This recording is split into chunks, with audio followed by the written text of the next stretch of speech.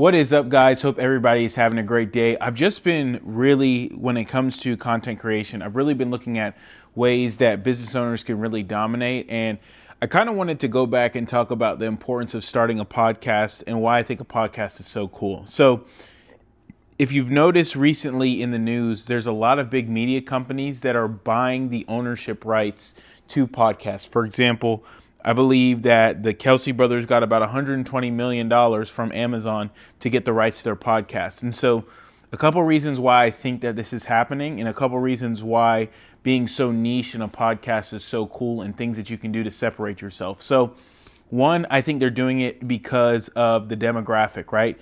For example, if I use that instance, the fact of the matter is you get that audience, you get that data, and that increases advertising buys and things of that nature. So the data and the demographic is super important.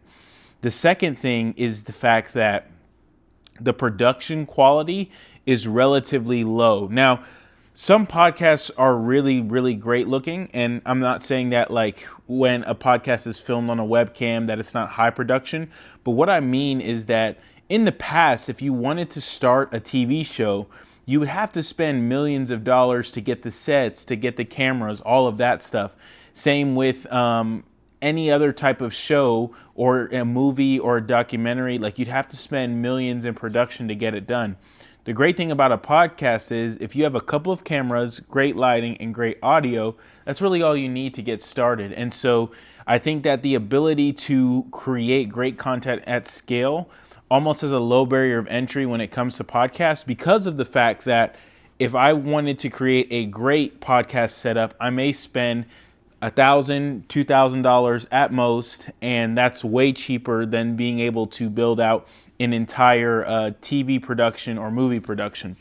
And then the last thing that I'm seeing is that it's easy to transfer as far as projection. And what I mean by that is this: if Disney Plus owns a show, but then Netflix picks it up, if Disney was the one producing it and now Netflix has to produce it, there's a whole lot of logistical things they have to figure out and things of that nature. Whereas if you have a podcast that's been on YouTube and now they want to air it on TV, the only really thing that you have to do is you have to change the frame rate as a whole, which isn't necessarily a big problem. And so I say that to understand and say that right now I think is a great opportunity for anybody to start a super specific and niche podcast, because of the fact that if you can get all of your people in that industry, in that niche around you, and you become the go-to source of information, the sky's the limit for opportunities that you have. And so on top of that, I think, like I've said before, podcasts are a great prospecting tool, and I call it the golf concept, where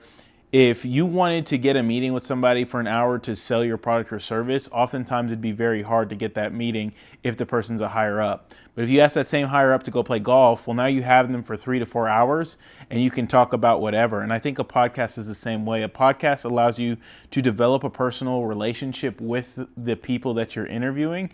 And a lot of times people get asked to meet and hear about products or services, but they don't want to do that. But a lot of people will, in no problem, in no time at all, be on your podcast. So I think that it's a great prospecting tool as well. And then I think it's a great way to get social media content.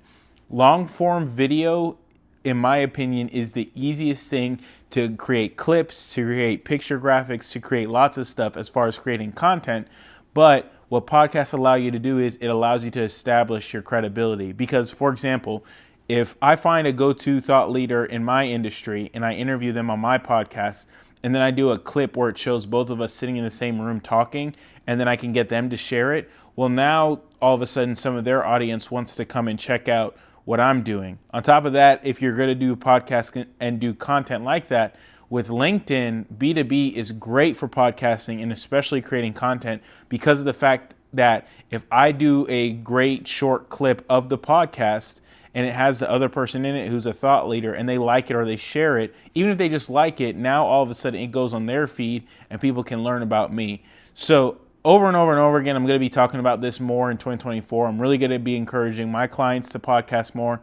I'm going to be doing a lot more podcasting, but I just want to get on here and show you that podcasting in essence is almost the way of the future as far as viewed media, because it doesn't require millions of dollars to set up, but you can get a simple setup in order to really get your message out there. Joe Rogan did it where he did it with 1 to 2 people, and then now he's got a $100 million deal with Spotify, and it doesn't necessarily change the production quality that he has to bring forward, which allows him to really focus on the content itself. So anybody who's really interested in learning about podcasts, I highly encourage you to read articles about them, really dig deep and say, how could a podcast benefit my industry? Who could I interview? And if that's something that you want to do, get that started. That way you can make your message known where people are paying attention. Have a great day, and God bless.